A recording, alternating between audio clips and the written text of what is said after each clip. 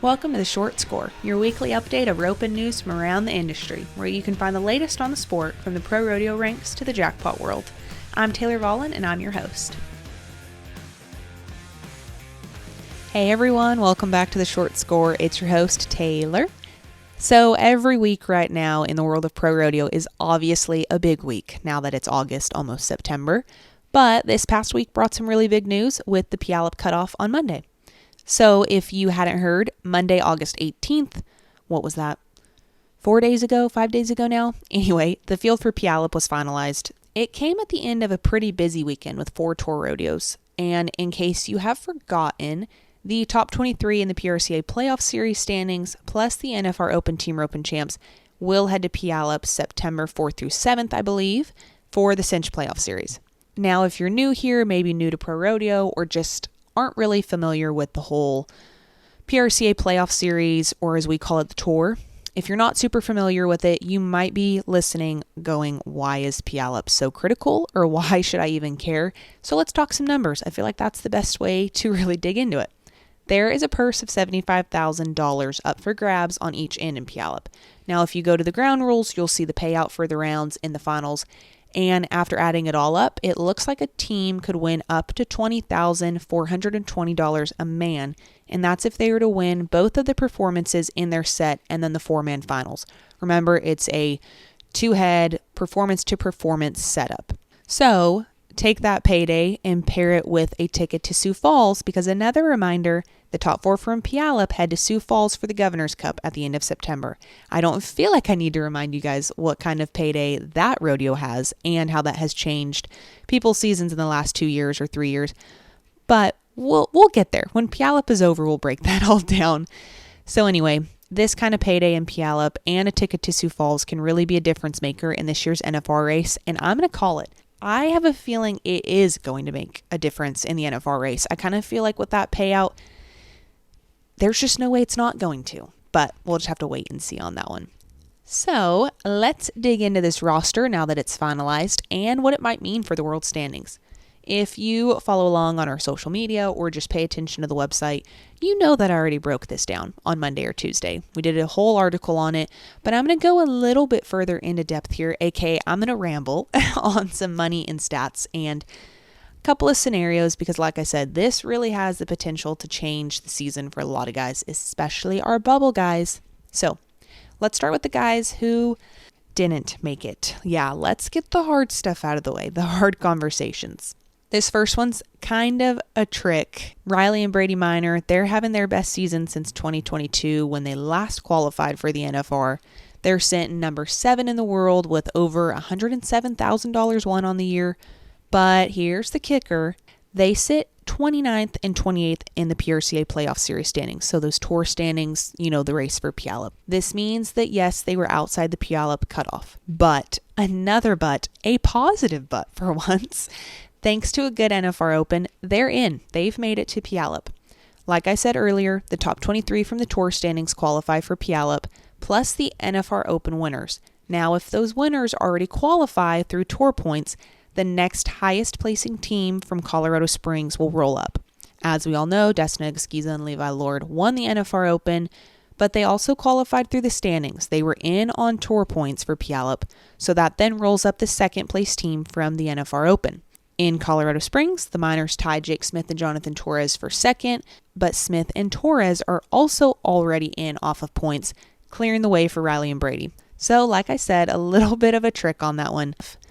Man, Lightning Aguilera and Wyatt Cox. These are 2 that are right on the bubble of the world standings, and they're at number 13 and 18 in the world standings. I think Lightning has over 92,001 and Wyatt has over 80,001 on the year, but they did not get into Puyallup. Now, I am not saying that they're not still alive in the top 15 fight, because they are. They're just faced with a little bit tougher of a challenge now.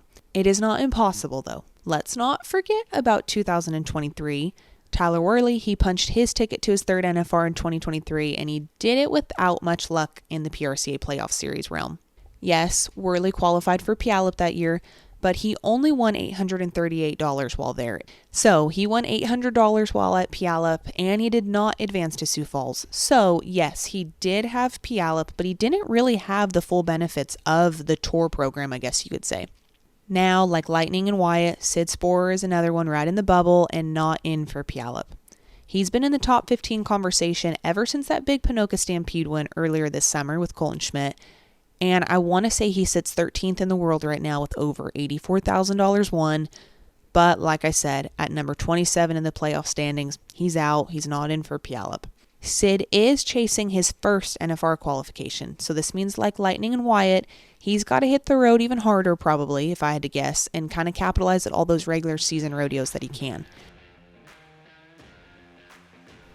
This episode is brought to you by East of Wall. East of Wall, a new film directed by Kate Beercroft that is a portrait of female cowgirls in the New West, about a rebellious rancher who must cope with her family, losing her ranch, and providing for a group of wayward teens. Only in theaters August 15th. And now, on the other end of the spectrum, done with that stuff, the guys who are in for Puyallup and have that lifeline. I'm really only going to talk about the bubble guys because let's be honest, they have the most at stake when it comes to Puyallup and Sioux Falls. Their whole seasons could turn around in Puyallup and obviously then Sioux Falls. Tyler Trine and Denton Dunning are two of these guys. These 19-year-olds are having a heck of a year. They're staring down their first NFR qualifications. We all know Tyler is the reigning Rookie of the Year. They're 14th in the world standings, but they sit even better in the tour standings. They're 5th. So this has a lot riding on it, I feel like. There's a lot to this.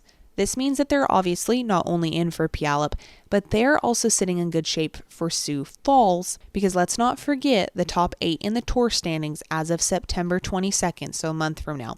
They're qualified for Sioux Falls, along with obviously the top 4 from Puyallup. So, like I said, Tyler and Denton being 5th in the playoff series standings is huge if they can hold that. That money in Sioux Falls, obviously, plus some money in Puyallup, could really lock them in. I mean, it's a potential 2 extra chances for major money to qualify them to their first finals. Cody Snow and Hunter Cook, I personally feel like these two have really fought hard this year for their spots at 15th in the world standings. I know everybody fights hard to be in the top 15, obviously, but I feel like these guys really came on strong at the beginning of the summer, right around the time when they won Nashville. They are 15th in the world standings, like I said, and they live to see another day. They're headed to Puyallup. Some other bubble guys that obviously this is a big deal that they made it to Puyallup. We've got Andrew Ward and Jake Long at 16th and 17th in the world standings. Shea Carroll, number 17th in the world. He's joining his partner Levi Lord, like I mentioned earlier. Brenton Hall, number 19th in the world standings. His partner Caden is a little bit higher up there. He is in the top 15 last I checked, so big for their partnership. And then Dawson and Dylan Graham, the Canadians, they're also in for Puyallup, where a solid weekend could quickly jump any of these guys high inside the top 15. While we're on the topic of the Grahams, they had kind of been walking that line of, I want to say, 21st to 24th in the tour standings since the beginning of August. But they just won Caldwell, Idaho over the last weekend, to, I feel like, solidify their spot in Puyallup. That $9,775 a man win also moved them to number 18 and 16th in the world standings. Brad Kreitz, Tyler Worley, just like the Grahams, they rode that, say, 18th to 24th line in the tour standings since the beginning of August, and actually August 12th, so just, 6 days before the cutoff, they were 24th and 20th. So pretty close for, at least for Bry on the head side. But they had a big win at Gooding, Idaho. That was a tour rodeo over the weekend, and it helped them lock in for Puyallup. They were 4 flat for $5,272 a man if we're talking world standings, and they are a little lower in the world standings. They're 24th and 22nd, so obviously that big win was important, and this locked in them for a huge opportunity for money. Coy Rallman and Cole Curry, similar-ish story. They won Moses Lake, Washington over the weekend with the 4.5 for $5,048 a piece to put them into Puyallup for sure. They're in. They had consistently been around 20th and 21st in the playoff standings, so just a smidge more wiggle room, but not much, than Brad Kreitz and Tyler Worley.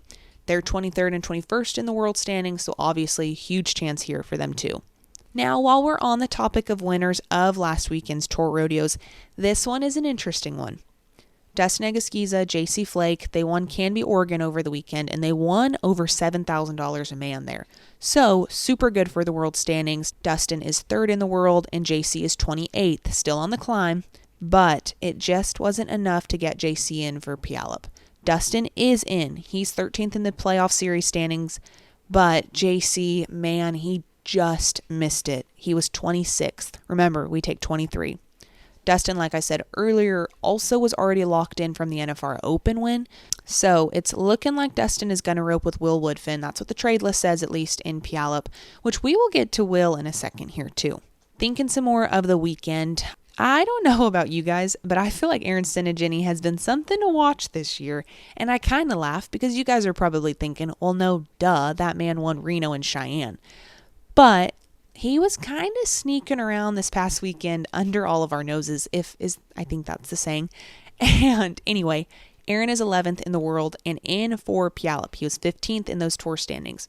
Now, these that I'm about to talk about weren't tour rodeos. I want to make that very, very clear. I'm not talking about playoff series eligible rodeos. We already wrapped up those winners, those 4 rodeos from the last weekend.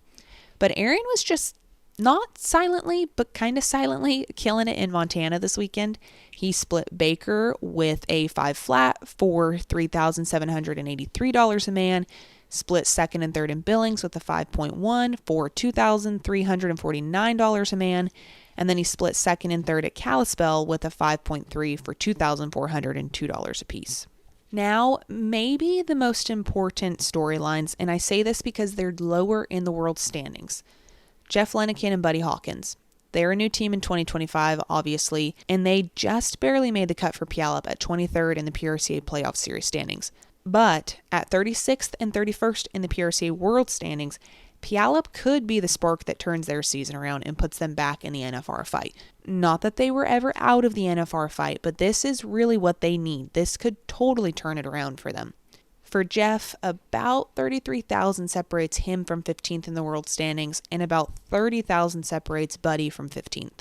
Now, while that is more than they could win in Puyallup, a good Northwest payday in Puyallup could close that gap a little bit. And then remember, send them to Sioux Falls, where really there's so much money anything can happen.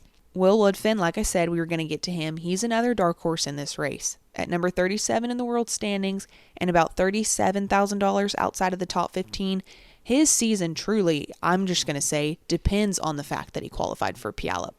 Woodfin first entered the top 15 in tour chats back when he won the San Angelo Stock Show and Rodeo in April. It's tour rodeo, obviously. And to solidify his spot in Puyallup, he capitalized this past weekend at tour rodeos in Canby and Gooding. So there you have it, breaking down that bubble, who's in, who's not in for Puyallup, and what that kind of means for our bubble guys. I know that I rambled at you guys, so I appreciate you sticking along and listening.